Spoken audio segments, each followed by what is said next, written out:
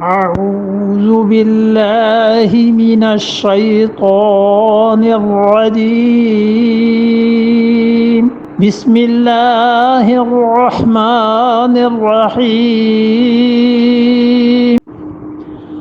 فأما الذين آمنوا بالله واعتصموا به فسيدخلهم في رحمة منه وفضل ويهديهم إليه صراطا مستقيما فَأَمَّا الَّذِينَ آمَنُوا بِاللَّهِ، سو جو لوگ یقین لائے اللہ پر، وَاعْتَصَمُوا بِهِ، اور انہوں نے مضبوطی سے پکڑ لیا کس چیز کو؟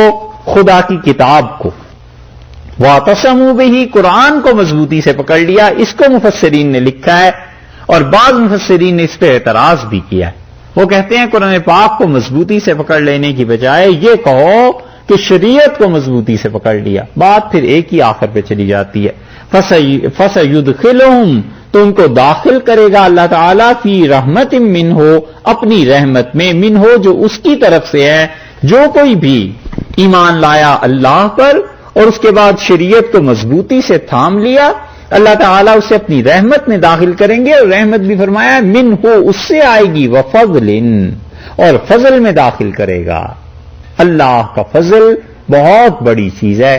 اسی لیے قرآن پاک میں آیا ہے صحابہ رضی اللہ عنہم کے متعلق کہ یبتغون فضلا من اللہ ورضوانا، وہ اللہ سے درخواست کرتے تھے اس کے فضل کی اور اس کی رضا کی، اللہ کی خوشی.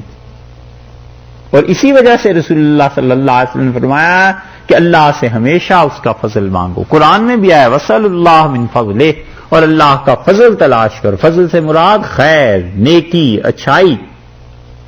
حتیٰ کہ رسول اللہ صلی اللہ علیہ وسلم نے فرمایا جب تم مرغے کی آواز سنو، یہاں تو نہیں سنائی دیتی ہے نا، حدیث میں آتا ہے جب مرغے کی آواز سنو کہ وہ آذان دے رہا ہے تو اللہ سے اس کا فضل طلب کرو، کیونکہ وہ دیتا ہے اس وقت جب اسے فرشتہ نظر آتا ہے. یہ ضروری نہیں ہے کہ ہر مرغہ ایسے ہی بولا کرے، بہت سے مرغے ایسے اس کے علاوہ بھی ایک دوسرے کو دیکھ کے بھی بولتے ہیں، مگر رسول اللہ صلی اللہ علیہ وسلم وہ فرشتے کو دیکھتا ہے تو پھر وہ اس کو بولتا ہے، وہ بانگ دیتا ہے، آذان دیتا ہے. تو جب تم سنو اللہ سے اس کا فضل مانگو کہ اللہ مجھ پہ فضل کرو. اسی طرح آیا ہے کہ جب بارش کے بالکل پہلے قطرات زمین پہ گر رہے ہوں تو رسول اللہ صلی اللہ علیہ وسلم ان میں کھڑے ہو کے اللہ سے مانگو، کیونکہ جو بارش کا ابتدائی حصہ ہے اس کے ساتھ اللہ کی رحمت اور اللہ کے فرشتے آتے ہیں زمین پہ. فرمایا اس میں کھڑے ہو کے اللہ سے دعا مانگو. لوگوں نے صحیح احادیث چھوڑ دی، ان پہ عمل بھی چھوڑ دیا. کسی کو نہیں دیکھو گے کہ بارش جب ہو تو کبھی آدمی کھڑے ہو کے اللہ سے کچھ مانگ لے. اور ایسے ہزاروں مل جائیں گے جو کہتے ہیں کہ چلو آج فلاں درگاہ پہ چل کے دعا مانگتے ہیں.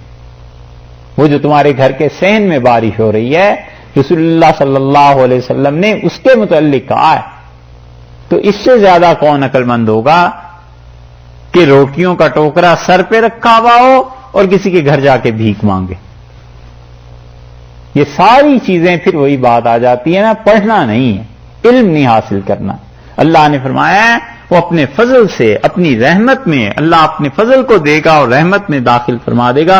وَيَهْدِيهِمْ إِلَيْهِ صِرَاطًا مُسْتَقِيمًا، اور اللہ تعالیٰ اپنی طرف سیدھی راہ اس کو دے دے گا، خدا کی ہدایت کی راہ اس کو مل جائے گی.